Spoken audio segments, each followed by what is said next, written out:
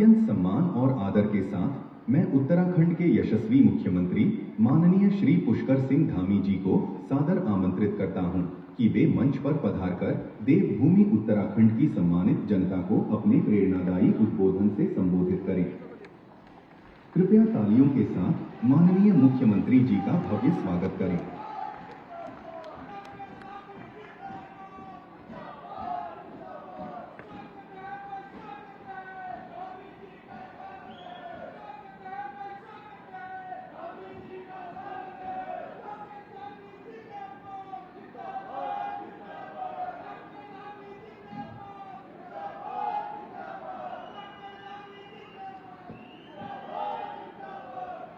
भारत माता की, भारत माता की, बाबा विश्वनाथ की, रुद्रेश्वर महादेव की, मद महेश्वर महादेव की, शक्ति स्वरूपा माँ कुटेटी देवी की, गंगा मैया की,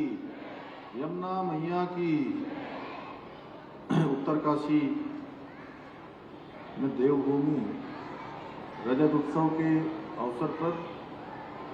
आज इस कार्यक्रम में अभी हम सब लोगों ने जिनको सुना, गंगोत्री विधानसभा के लोकप्रिय विधायक आदरणीय सुरेश चौहान जी, भारतीय जनता पार्टी के जिलाध्यक्ष श्री नागेंद्र सिंह चौहान जी, प्रदेश उपाध्यक्ष भारतीय जनता पार्टी स्वराज विद्वान जी, मेरे साथ उत्तराखंड सरकार में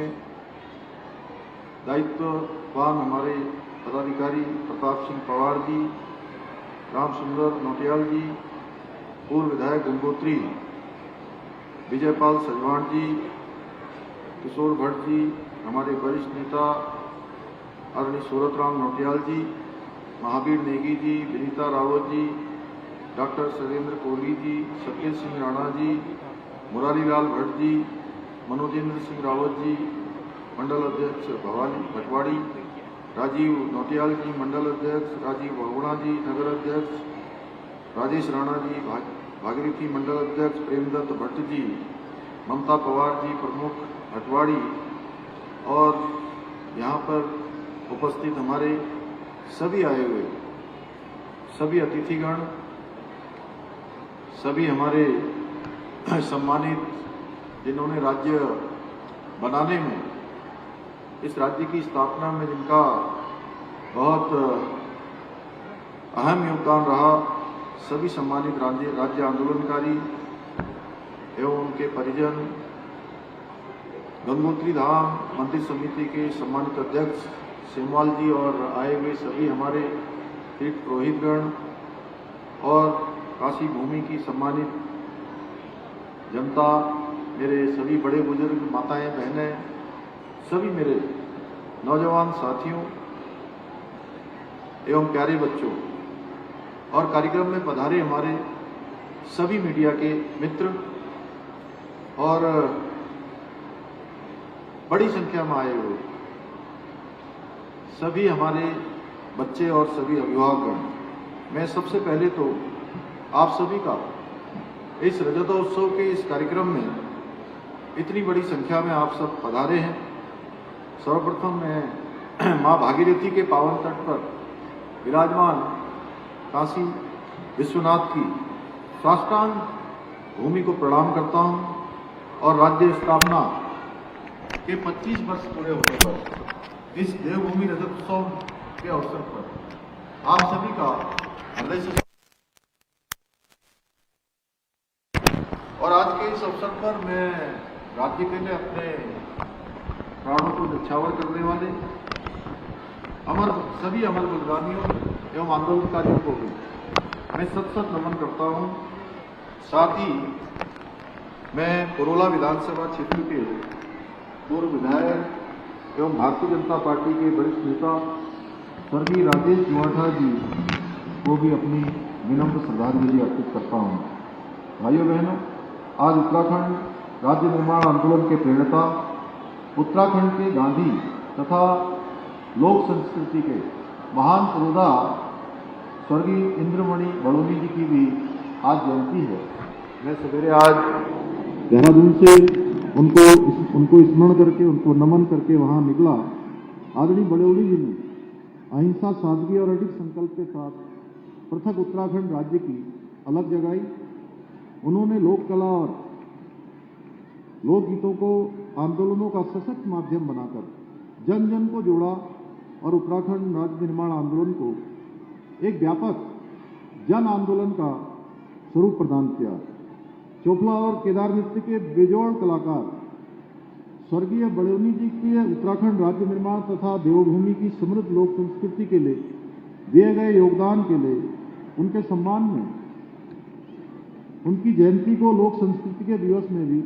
मनाते हैं। मैं इस अवसर पर आप सभी की तरफ से, समस्त प्रदेशवासियों की तरफ से स्वर्गीय इंद्रमणि बड़ौनी जी को भावांजलि समर्पित करता हूं। मुझे आज यहाँ पहुंचकर अत्यंत प्रसन्नता हो रही है कि 3 दिवसीय जो देवभूमि रजत उत्सव के माध्यम से राज्य आंदोलन के गौरवशाली इतिहास तथा आंदोलनकारियों के संघर्ष, त्याग और बलिदान को नई पीढ़ी तक, पीढ़ी दर पीढ़ी आगे बढ़ाने का बहुत सार्थक प्रयास यहाँ पर किया जा रहा है। इसके साथ ही इस रजत उत्सव के माध्यम से जहाँ एक और राज्य में शीतकालीन 4 धाम यात्रा को प्रोत्साहित करने का भी प्रयास किया जा रहा है, वहीं विभिन्न सांस्कृतिक कार्यक्रमों के माध्यम से हमारी समृद्ध सांस्कृतिक विरासत, परंपराएं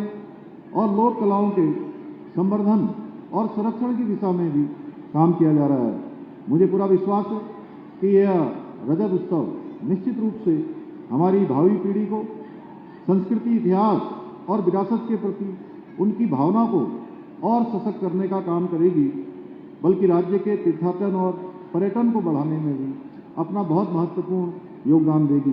भाइयों बहनों, आदरणीय प्रधानमंत्री श्री नरेंद्र मोदी जी के नेतृत्व और मार्गदर्शन में हमारी सरकार राज्य के आंदोलनकारियों और उनके सपनों को साकार करने की दिशा में पूरी तरह से संकल्पित होकर काम कर रही है। जहां आज एक और सड़क, शिक्षा, स्वास्थ्य, पेयजल, हवाई कनेक्टिविटी जैसे प्रमुख क्षेत्रों में आज अनेक इंफ्रास्ट्रक्चर को विकसित करने की दिशा में प्रयास किया जा रहा है, वहीं local for vocal, make in India, startup India जैसी पहलों के माध्यम से विकसित भारत और विकसित उत्तराखंड के स्वप्न को साकार करने की दिशा में भी तेजी से कार्य किया जा रहा है। इसके साथ ही हमारी सरकार देवभूमि उत्तराखंड को विश्व की आध्यात्मिक राजधानी बनाने के लिए भी उसको निरंतर स्थापित करने की दिशा में निरंतर प्रयास कर रही है। जहां एक और केदारखंड हो या मानसखंड हो, उस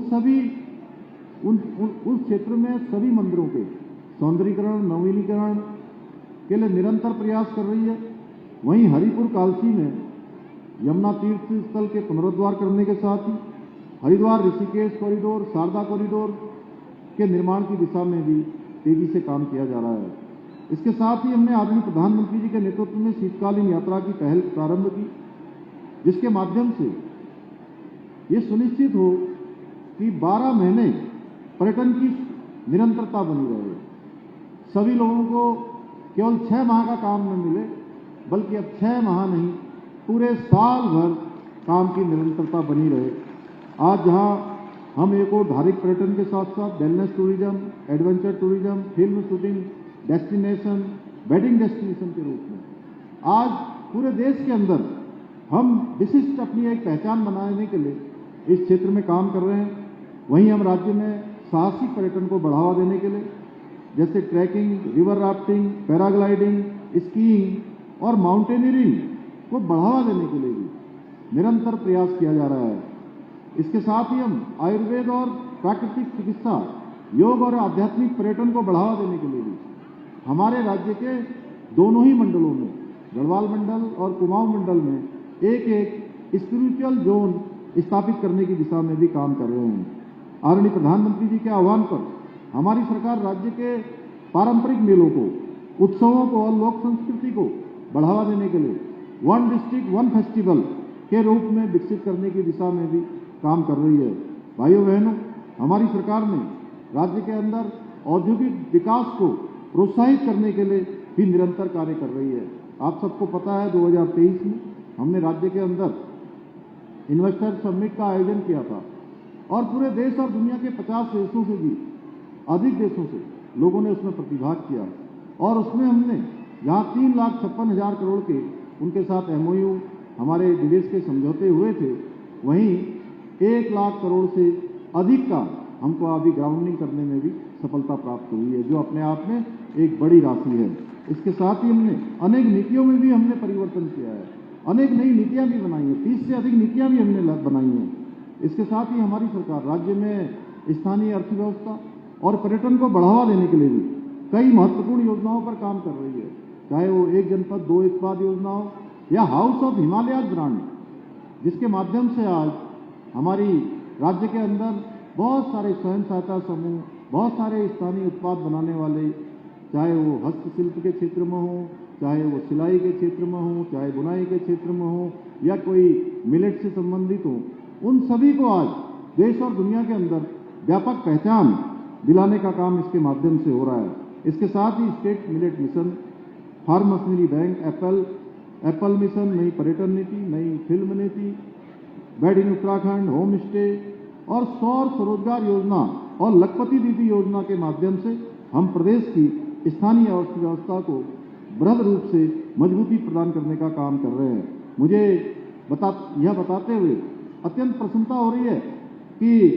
उत्तरकाशी जनपद में भी 12,000 हमारी बहनें लखपति दीदी बन चुकी हैं। ये हमारे लिए हर्ष का विषय है कि अनेक चुनौतियों का और अनेक समस्याओं का सामना करने के बाद भी आज हमने विभिन्न क्षेत्रों में अनेक उल्लेखनीय उपलब्धियां हासिल की हैं। हमारे अभी हाल ही में जारी पलायन निवारण आयोग की सर्वे रिपोर्ट में रिवर्स पलायन में 44% की उल्लेखनीय बढ़ोतरी दर्ज की है, जो अपने आप में हम सबको प्रोत्साहित होने के लिए एक बड़ा आंकड़ा है। इसके साथ ही हमने किसानों की आय वृद्धि करने में भी देश में पहला स्थान प्राप्त किया है। इसके साथ ही युवाओं को रोजगार के अवसर उपलब्ध कराने में भी हम देश के अग्रणी राज्य के रूप में उभरकर सामने आए हैं। इतना ही नहीं, ईज ऑफ डूइंग बिजनेस में उत्तराखंड को अचीवर्स स्टार्टअप रैंकिंग में लीडर्स की श्रेणी प्राप्त हुई है। यही नहीं, नीति आयोग भारत सरकार की 2023-24 की सतत विकास के लक्ष्यों को प्राप्त करने के इंडेक्स में हमारे राज्य को पूरे देश में पहला स्थान प्राप्त हुआ है। हमें जहां पर्यटन क्षेत्र में उत्कृष्ट कार्य करने के लिए best wild life, best adventure destination जैसे राष्ट्रीय पुरस्कार प्राप्त हुए हैं, वहीं सतत पर्यटन के लिए वर्ल्ड रिस्पॉन्सिबल टूरिज्म अवार्ड में 1 to वॉच पुरस्कार भी प्राप्त हुआ है। इसके साथ ही हमारे 4 गांव जखोल, हरसिल, गूंजी और सूपी को देश भर में सर्वश्रेष्ठ पर्यटन ग्राम पुरस्कार भी मिला है। वहीं राष्ट्रीय फिल्म पुरस्कारों में उत्तराखंड को मोस्ट फिल्म फ्रेंडली स्टेट के अवार्ड से भी सम्मानित किया गया है। यह हम सभी के लिए बहुत गर्व का विषय है कि उत्तराखंड के साथ ही 25 वर्ष पूर्व अस्तित्व में आए अन्य 2 राज्य छत्तीसगढ़, झारखंड, जहां हमारे से खनिज संपदा काफी ज्यादा है, उनकी तुलना में भी कई सारे क्षेत्रों में हमने बहुत अच्छा काम किया है। भाइयों बहनों, हम उत्तरकाशी जनपद के समग्र विकास और जनता के कल्याण के लिए अनेक विकास योजनाओं के माध्यम से निरंतर कार्य कर रहे हैं। हम जहां एक और जनपद उत्तरकाशी में हजारों करोड़ रुपए की लागत से विभिन्न मोटर मार्गों सुधारीकरण और उनके पुनर्निर्माण का कार्य कर रहे हैं, वहीं क्षेत्र में स्वास्थ्य सेवाओं को और अधिक सुलभ, सशक्त और प्रभावी बनाने के लिए भी ठोस कदम उठा रहे हैं। आज जहां उत्तरकाशी में 23 करोड़ रुपए से अधिक की लागत से 50 बेड की क्षमता वाले क्रिटिकल केयर ब्लॉक का निर्माण किया जा रहा है, वहीं पुरोला के सामुदायिक स्वास्थ्य केंद्र को उच्चीकृत करके 46 करोड़ से भी अधिक की लागत से उप चिकित्सालय के रूप में विकसित किया गया है। इसके साथ ही मौरी, नौगांव में PSC भवनों का निर्माण भी कराया गया है। यही नहीं, हमने एक और जहां क्षेत्र में प्रत्येक गांव को सड़क से जोड़ने का काम किया है, वहीं ऑल वेदर रोड के अंतर्गत सिलकारा टनल का निर्माण कार्य भी अंतिम चरण में है, जिसका ब्रेक थ्रू पिछले वर्ष हो चुका है और जल्दी ही वो आम जनता के लिए खोल दी जाएगी। उसके बनने के बाद एक बहुत सुविधा उस क्षेत्र के लोगों को होने वाली है, जिनको 20-25 किलोमीटर की अतिरिक्त यात्रा नहीं करनी पड़ेगी। इतना ही नहीं, हमारी सरकार द्वारा यमुनोत्री धाम में हेलीपैड का निर्माण कार्य भी कराया गया है। हमारी सरकार ने जहां एक और गंगोत्री, यमुनोत्री, बड़कोड़, उत्तरकाशी मुख्यालय में 18 करोड़ रुपए से अधिक की लागत से कई स्थानों पर पार्किंग का निर्माण भी कराया गया है। वहीं 24 करोड़ रुपए से अधिक की लागत से क्षेत्र में विभिन्न सिंचाई परियोजनाओं का विकास भी किया है। हमने भागीरथी नदी के तट पर 9 करोड़ रुपए की लागत से भटवाड़ी और डुंडा में बाढ़ सुरक्षा के कार्य भी कराए हैं। इसके अतिरिक्त हम पर्यटन को बढ़ावा देने के उद्देश्य से 13 डिस्ट्रिक्ट 13 डेस्टिनेशन योजना के अंतर्गत मौरी, हरकीदून और जथौल को एक पर्यटन सर्किट के रूप में विकसित करने की दिशा में भी काम कर रहे हैं। साथ ही वाइब्रेंट विलेज योजना के अंतर्गत जादूंग में उत्सव मैदान का निर्माण भी करा रहे हैं ताकि सीमांत क्षेत्र में पर्यटन और रोजगार के नए अवसर सर्जित हों। भाइयों बहनों, आप सभी भली भांति जानते हैं कि प्राकृतिक आपदाओं को रोक पाना संभव नहीं है, लेकिन समय पर की गई तैयारी और त्वरित राहत बचाव कार्यों के द्वारा हम उनके होने वाले दुष्प्रभावों को कुछ हद तक कम कर सकते हैं। हमने सलकारा टनल हादसा हो या इसी वर्ष धराली आपदा हो, इसके समय में राहत और बचाव कार्यों को तत्काल रूप से प्रभावी ढंग से अंजाम दिया, जिसके परिणाम स्वरूप कई लोगों की जान बचाने में भी हम सफल हुए। परंतु उस भीषण हादसे ने हम सभी को कई महत्वपूर्ण सबक भी सिखाए हैं। हम अधिक ऊंचाई पर स्थित जो झीलें हैं उनकी निरंतर निगरानी के लिए आधुनिक सेंसर लगाने का कार्य भी कर रहे हैं। इसके साथ ही अर्ली वार्निंग सिस्टम को और अधिक मजबूत कर रहे हैं ताकि किसी भी संभावित आपदा की स्थिति में समय रहते लोगों को चेतावनी देकर उसके प्रभाव को न्यूनतम किया जा सके, कम से कम किया जा सके। आज के इस अवसर पर मैं आप सभी को विश्वास दिलाता हूं कि हमारी सरकार धराली सहित धराली है, श्याना चट्टी है, अनेक स्थान जहां पर भी आपदा में बहुत नुकसान हुआ है, सभी आपदा प्रभावित क्षेत्रों के लोगों के साथ हमेशा खड़ी रहेगी और जल्दी ही हम जो है उनके लिए जो सहायता का हमारा प्रावधान किया है हमने, उसको जल्दी से जल्दी उन तक पहुंचाने का भी हम प्रयास करेंगे। उनकी सुरक्षा, राहत, पुनर्वास, उसके लिए हम हर संभव हम जो भी प्रभावी कदम है वो सरकार की तरफ से किया जाएगा। भाइयों बहनों, हमारी सरकार राज्य के समग्र विकास के साथ साथ अपने सांस्कृतिक मूल्यों और डेमोग्राफी को भी सुरक्षित करने के लिए निरंतर संकल्पबद्ध है। हमने जहां एक और सख्त धर्मांतरण रोधी कानून बनाया है, दंगा रोधी कानून बनाया है, वहीं लैंड जिहाद, लव जिहाद और थूक जिहाद जैसी घृणित मानसिकताओं के खिलाफ कड़ी कार्रवाई भी सुनिश्चित की है। राज्य में पहली बार ऑपरेशन कॉलोनी चलाकर सनातन हिंदू धर्म को बदनाम करने वाले जिहादियों को हमने पकड़ने का भी काम किया है और वहीं लैंड जिहाद पर कड़ी कार्रवाई करते हुए 10,000 एकड़ से भी अधिक अतिक्रमण से मुक्त कराया है, लैंड जिहादियों से मुक्त कराने का काम किया है। जब हम सनातन धर्म को बदनाम करने का षड्यंत्र करने वालों के विरुद्ध सख्त कार्रवाई करते हैं तो आप सबको पता है कुछ लोगों को बहुत दर्द होता है, क्योंकि इन लोगों का उत्तराखंड की संस्कृति और परंपराओं से कोई सरोकार नहीं है। इन सभी लोगों को केवल और केवल अपने वोट बैंक को खुश करने के लिए ये हर काम करते हैं, हर कोई स्टेटमेंट देते हैं। इनको हमारे लैंड जिहाद पर कार्रवाई करने से भी दिक्कत है। जब हम लैंड जिहादियों पर कार्रवाई करते हैं, सरकारी अतिक्रमण मुक्त करवाते हैं, तो उसमें भी इनको परेशानी होती है। इन्हें ऐसा काम करने वाले, अतिक्रमण करने वाले जिनका कोई नामो निशान नहीं था, कोई अस्तित्व नहीं था, उन पर जब हम कार्रवाई करते हैं तो उस पर तो इनको बड़ी परेशानी होती है। आज जब हम प्रदेश में हरा कपड़ा, नीला कपड़ा, पीला कपड़ा डालकर सरकारी भूमि पर कब्जा करने वालों पर भी कड़ी कार्रवाई कर रहे हैं तो इसमें भी इनको परेशानी हो रही है। उनका कहना है कि यहाँ उनका भी उतना ही अधिकार है जितना यहाँ के लोगों का है। अब बताइए इस प्रकार से कैसे संरक्षण इन लोगों के समय में हो सकता था, ये हमें समय सोचना पड़ेगा। आज जब हम घुसपैठियों को पकड़ रहे हैं तो उस पर भी इनको परेशानी है। अरे भाई, जो अच्छा काम कर रहे हैं, राज्य के अस्तित्व को, देवत्व को बचाने के लिए काम कर रहे हैं, उस पर तो राजनीति नहीं की जानी चाहिए, उस पर कोई पक्ष विपक्ष नहीं होना चाहिए। उस पर केवल और केवल ये बात होनी चाहिए कि देवभूमि का देवत्व कैसे बचेगा, यहाँ की संस्कृति कैसे बचेगी, यहाँ का मूल अस्तित्व कैसे खराब होने से रोका जा सकेगा। क्योंकि हमारी देवभूमि की डेमोग्राफी को बिगाड़ने के लिए इन्हीं लोगों ने इन घुसपैठियों को यहाँ बसाने का काम किया है। इतना ही नहीं, हमने पूरे देश में सबसे पहले समान नागरिक संहिता का कानून लागू करके सभी नागरिकों के लिए एक समान कानून की व्यवस्था की है। और उस पर भी जहां पूरे देश के अंदर तमाम राष्ट्रवादी लोगों ने, जिनके देश प्रथम की जिनके अंदर भावना है, उन सभी ने हमारे इस फैसले की बहुत सराहना की और बहुत उन्होंने हमारा प्रोत्साहन भी किया। लेकिन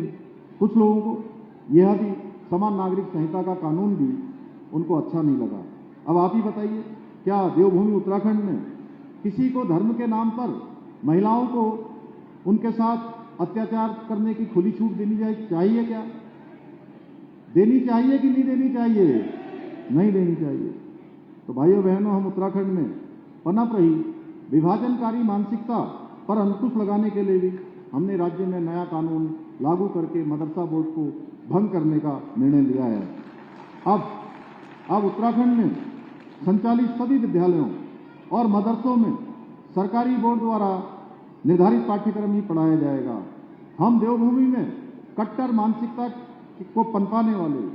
अलगाववादी केंद्र नहीं, बल्कि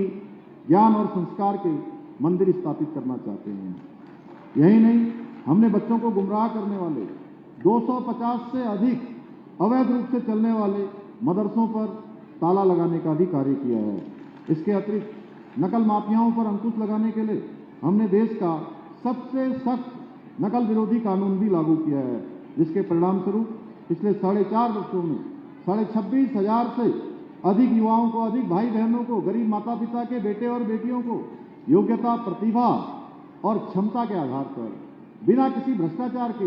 पारदर्शी तरीके से नौकरियां प्राप्त करने में सफलता प्राप्त हुई है। और अगर मैं आंकड़े की बात करूं तो राज्य स्थापना के बाद जितनी नौकरियां कुल हुई हैं, उसमें से 2/3 से ज्यादा नौकरियां हमारे बेटे और बेटियों को, हमारे भाई बहनों को पिछले 4 सालों में मिली हैं। इसके साथ ही हमने राज्य में भ्रष्टाचार को समाप्त करने के लिए जीरो टॉलरेंस की नीति के साथ हम संकल्पित होकर काम कर रहे हैं और इस पर हम कड़ी कार्रवाई कर रहे हैं। इसमें चाहे कोई छोटा अधिकारी हो, कर्मचारी हो, कोई बड़ा अधिकारी हो, सभी पर, किसी भी स्तर का हो, IAS हो, PCS हो, IFS हो, हर स्तर के अधिकारी पर कड़ी कार्रवाई करने के साथ ही हमने पिछले 3 वर्षों में 200 से भी अधिक लोगों पर भ्रष्टाचार के शामिल होने पर कार्रवाई की है भाइयों बहनों, और उनको जेल की सलाखों के पीछे पहुंचाने का काम किया है। भाइयों बहनों, हमारी सरकार उत्तराखंड को देश का सर्वश्रेष्ठ राज्य बनाने के अपने विकल्प सही संकल्प के साथ निरंतर कार्य कर रही है। हमारा ये संकल्प तभी सिद्ध होगा जब प्रदेश का प्रत्येक नागरिक पूरी निष्ठा के साथ, पूरे समर्पण के साथ राज्य के समग्र विकास में अपनी भूमिका निभाएगा। मुझे पूरा विश्वास है आप सभी के सहयोग से उत्तराखंड को देश का सर्वश्रेष्ठ राज्य बनाने का हमारा ये संकल्प अवश्य सिद्ध होगा। हमारे गंगोत्री विधानसभा के विधायक जी ने यहाँ की स्वास्थ्य सेवाओं के बारे में कहा है। मैं यहाँ से जाने के बाद तत्काल जो है आज स्वास्थ्य सचिव से बात कर